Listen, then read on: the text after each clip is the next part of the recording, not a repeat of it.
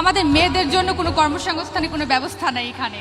তো আমরা চাই মানে এই ভাষানটেক এলাকায় আচ্ছা আচ্ছা এই মহিলাদের জন্য কর্মসংস্থানের ব্যবস্থা মহিলাদের জন্য কর্মসংস্থানের ব্যবস্থা করার জন্য আর কি আপনার কাছে। কিন্তু এলাকার সমস্যা কি অন্যরা যারা বলছে মোটামুটি সেটাই এলাকার সমস্যা হচ্ছে আমাদের মানে ক্যান্টনমেন্ট এলাকায় হচ্ছে আমরা সিভিল যারা আছি তারা মানে ভালোভাবে ঢুকতে পারি না, চলাচল করতে পারি না, মানে আমাদের স্বাধীনতা নাই। তো এটার জন্য যদি আপনি কোনো পদক্ষেপ গ্রহণ করতেন।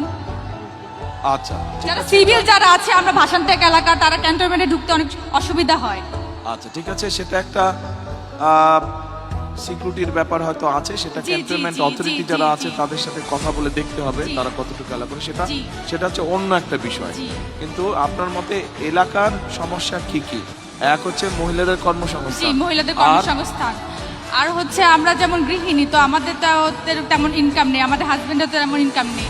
তো আমাদের জন্য যদি কোনো একটা ব্যবস্থা করা হতো, যে কার্ড ফ্যামিলি কার্ড দিচ্ছেন, যেমন রেশন কার্ডের একটা ব্যবস্থা করা হলে অনেক উন্নত হতো। আপনি কোথায় লেখাপড়া করেছেন বললেন? আদমজি ক্যান্টনমেন্ট কলেজ থেকে। আদমজি ক্যান্টনমেন্ট, আচ্ছা।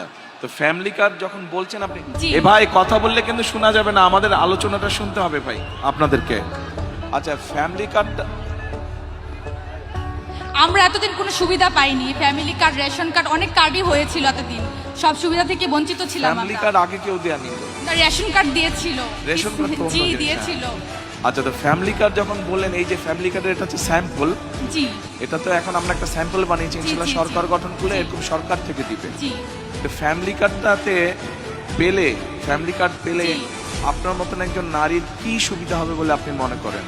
ফ্যামিলি কার্ডটা পেলে আমাদের অনেক সুবিধাই হবে, যেমন এটার মধ্যে তো অনেক। আমরা এখানে কি দিব আগে বলে দেই, মা বোনেরা আপনারা একটু খেয়াল করেন, ভাইরা আপনারাও শুনেন একটু সবাই। এই ফ্যামিলি কার্ডটা আমরা ইনশাআল্লাহ সরকার গঠন করলে বাংলাদেশে প্রায় 4 কোটি পরিবার আছে, গড়ে 5 জনের 6 জন সদস্য ধরে 4 কোটি পরিবার সারা দেশে আছে। এই পরিবারগুলোকে বিশেষ করে ভাষানটেকে যেই পরিবারগুলো থাকেন সাধারণত সেরকম যত পরিবার আছে বাংলাদেশে আমরা চেষ্টা করব সবাইকে দিতে। এখন এই কার্ডের মাধ্যমে আমরা একজন নারীকে, যার সংসার আছে, স্বামী আছে, সন্তান আছে, এরকম একজন নারীকে আমরা মাসে 2 থেকে 2,500 টাকা দিব, অথবা সম পরিমাণের প্রয়োজনীয় যে খাদ্য সামগ্রী আছে সেগুলো দিব। ঠিক আছে? তা আপনাকে যদি এরকম একটা সুবিধা আপনি পান, তাহলে কি সুবিধাটা হবে আপনার? আপনি তো 2,500 টাকা আপনি মাসে পেলেন, অথবা 2,500 টাকার সম পরিমাণ মূল্যের আপনি প্রয়োজনীয় খাদ্য, যেটা এসেনশিয়াল ফুড আইটেম যেগুলো, সেগুলো পেলেন, তাহলে আপনার কি সুবিধাটা হবে? আমার তো অনেক সুবিধা হবে, যেমন সংসারের কাজে আর কি, এটা মানে অনেক টাকা আর কি সেভ হবে আমাদের। মাসিক একটা টাকা, মাত্র তো 2,500 টাকা, কি সেভ হবে? অনেক। এই 2,500 টাকার মধ্যে আমরা চাল কিনতে পারবো, তেল কিনতে পারবো, ডাল কিনতে পারবো, অনেক কিছুই কিনতে পারবো।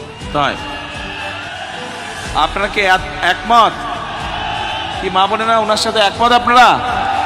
আচ্ছা, কিন্তু একমত যদি হন তাহলে এক মিনিট যদি একমত হন, এবং আপনারা যারা পুরুষ ভাইরা আছেন, আপনারা যদি চান আপনার মা বা আপনার স্ত্রীর হাতে এরকম একটি ফ্যামিলি কার্ড পৌঁছাক, বা আপনার বোন যে সংসার করছে তার হাতে ফ্যামিলি কার্ড পৌঁছাক, আমরা ফ্যামিলি কার্ড দেই, এইটা যদি চান তাহলে তো দুটো কাজ করতে হবে। এক, এখান থেকে বিএনপির প্রার্থীকে জয়যুক্ত করতে হবে। 2, আপনাদের আত্মীয় স্বজন বন্ধু বান্ধবকে বলতে হবে সারা বাংলাদেশে ধানের শীষকে জয়যুক্ত করার জন্য। তাহলেই তো একমাত্র ফ্যামিলি কার্ড দেওয়া সম্ভব হবে, তাই না? ঠিক আছে, আচ্ছা বসেন আপনি।